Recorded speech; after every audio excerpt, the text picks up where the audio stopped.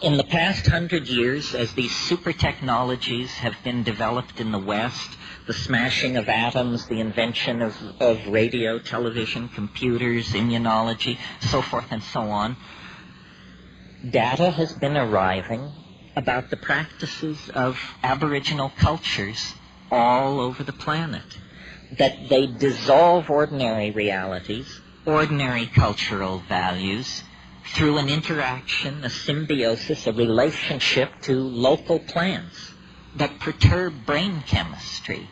And in this domain of perturbed brain chemistry, the cultural operating system is wiped clean. And something older, even for these people, something older, more vitalistic, more in touch with the animal soul, replaces it, replaces the cultural operating system. Something not determined by history and geography, but something writ in the language of the flesh itself. This is who you are. This is true nakedness.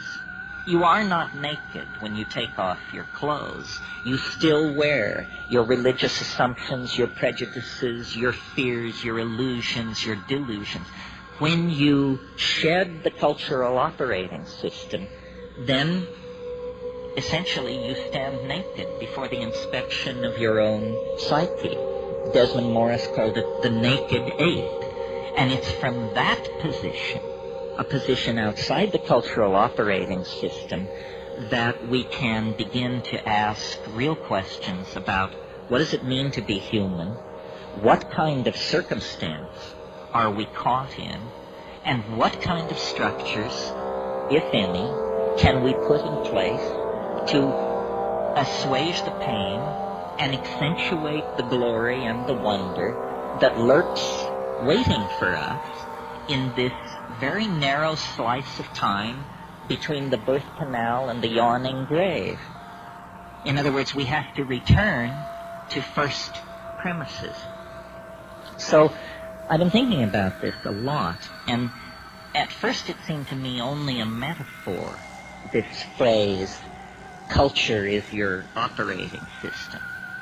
But because I travel around a lot and get that jolting experience frequently of, let's say, leaving London on a foggy evening and arriving in Johannesburg 14 hours later to a sweltering day in a city of 14 million on the brink of anarchy, I get to change my operating system frequently. And so I notice the relativity of these systems. And some work for some things and some for others. For instance, if you are a positivist, if you're running Positivism 4.0, you can't support UFOs. Positivism 4.0 does not support UFOs. If, on the other hand, you're running your Rancha book 5.1 as your operating system, UFOs and a number of other things can get in through the door. That is what we would technically say is a more tolerant operating system, or its plug-in support special effects denied the positivist.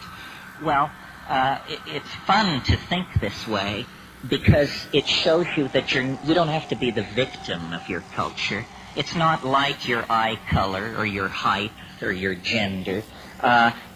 It's fragile. It can be remade if you wish it to be.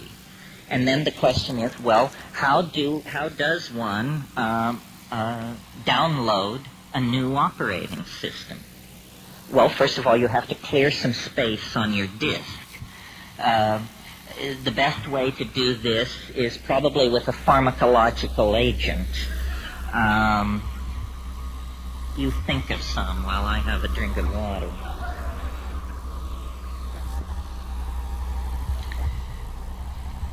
Psilocybin is an excellent disk cleaner.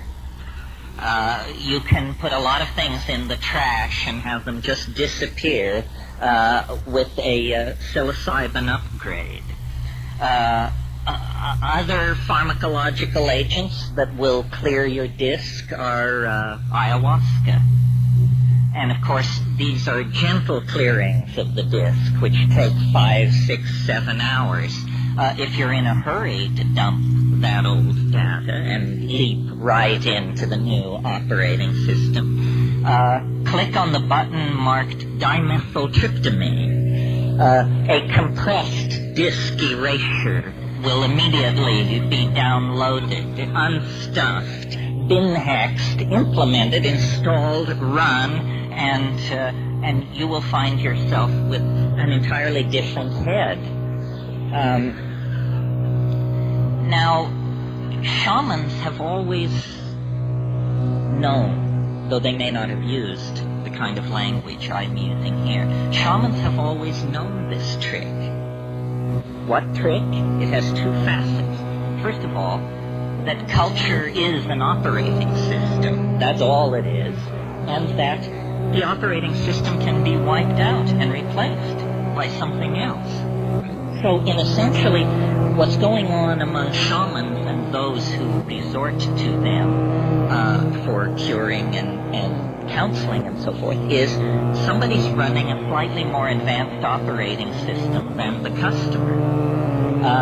The shaman is in possession of certain facts about plants, about animals, about healing, about human psychology, about the local geography, about mojo of many different sorts that the client is not aware of. The client is running culture light.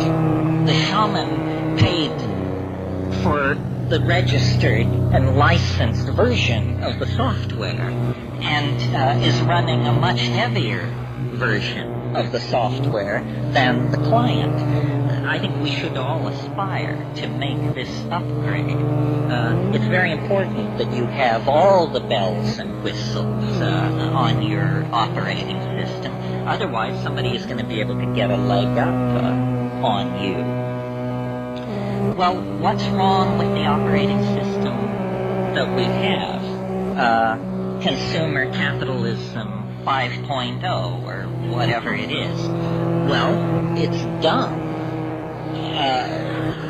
It's retro. It's very non-competitive. It's messy. It wastes the environment. It wastes human resources. It's inefficient. It runs on stereotypes. It runs on a low sampling rate, which is what creates stereotypes. Low sample rates make everybody appear alike, when in fact the glory is in everyone's differences. And the current operating system is flawed. It actually has bugs in it that generate contradictions. Contradictions such as we're cutting the earth from beneath our own feet. We're poisoning the atmosphere that we breathe. This is not intelligent behavior.